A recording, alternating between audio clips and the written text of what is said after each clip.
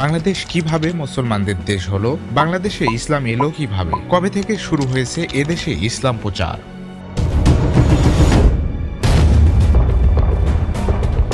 2022 সালে জনশুমারি অনুযায়ী বাংলাদেশের মোট জনগোষ্ঠীর 91.04% হচ্ছে মুসলমান এবং বর্তমান বিশ্বে ইন্দোনেশিয়া, পাকিস্তান এবং ভারতের পরই চতুর্থ বৃহত্তম মুসলিম দেশ বাংলাদেশ।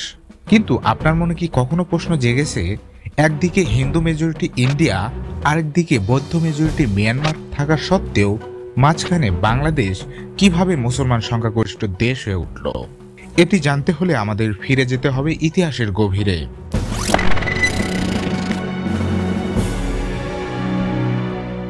ধারণা করা হয় খ্রিস্ট 7ম শতাব্দী থেকে 10ম শতাব্দীর মধ্যেই বাংলাদেশে ইসলামের আগমন ঘটে। ইসলামের আবির্ভাবের সময় এ অঞ্চলটি বঙ্গ বা বাংলা নামে পরিচিতি ছিল। সে সময় শুধু বঙ্গ বা বাংলাদেশের সীমানা দ্বারা পরিবেষ্টিত ছিল না, বরং তৎকালীন বঙ্গদেশের সীমানা ছিল বেশ বিস্তৃত।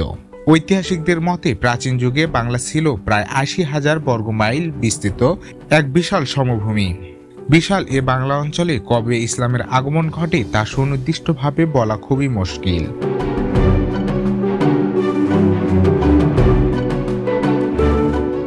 তবে কোনো ঐতিহাসিক মনে করেন 712 খ্রিস্টাব্দে মুহাম্মদ ইবনে কাসিমের সিদ্ধ বিজয় গোটা ভারতবর্ষে ইসলাম প্রচারের পথ উন্মুক্ত করে। এরই ধারাবাহিকতায় বাংলাদেশেও বহু মুসলিম মুবাল্লিগ ধর্ম প্রচারের জন্য আগমন করেন। এ সময় মাহমুদ ও মুআমিন এর নেতৃত্বে একদল ধর্মপ্রচারক এদেশে আগমন করেন বলে জানা যায়। পরে ইখতিয়ার উদ্দিন মুহাম্মদ বিন বখতিয়ার খলজি কর্তৃক বাংলা বিজয়ের মাধ্যমে এদেশে ধর্মপ্রচারকদের ব্যাপক আগমন ঘটে। 1204 খ্রিস্টাব্দে ইখতিয়ার উদ্দিন মুহাম্মদ বিন বখতিয়ার খলজি তৎকালীন বাংলা সেন বংশীয় রাজা লক্ষণ সেনকে পরাজিত করে বিজয় উদযাপন করেন।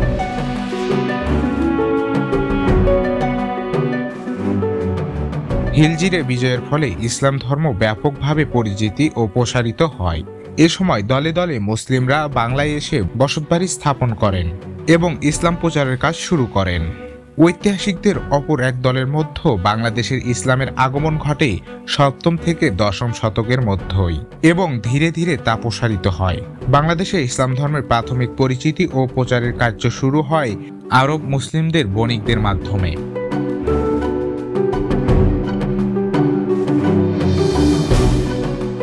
মুসলিম বিজয়ের পূর্বে বাংলায় আগত বণিকরাই এদেশে ইসলামের পরিচিতি তুলে ধরেন।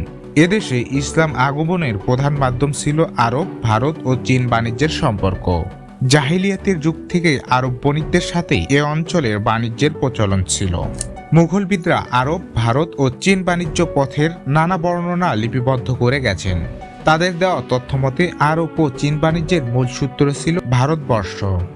আরব বণিকরা পারস্য উপমহাসাগর হয়ে বেলজিন স্থানের একটি বন্দরে প্রবেশ করেন। তারপরে একে একে সিন্ধু, গুজরাট, মাদ্রাজ ও কলকাতা বন্দরে প্রবেশ করে বঙ্গোপসাগরে উপনীত হতেন। তারা এ সময় ওই অঞ্চলের শিলাহাট বা বর্তমানে সিলেট, সাতচাম্পা বর্তমানে চট্টগ্রাম বন্দরে যাত্রা বিরতি করতেন। এরপরে তারা চীন সাগরে প্রবেশ করতেন।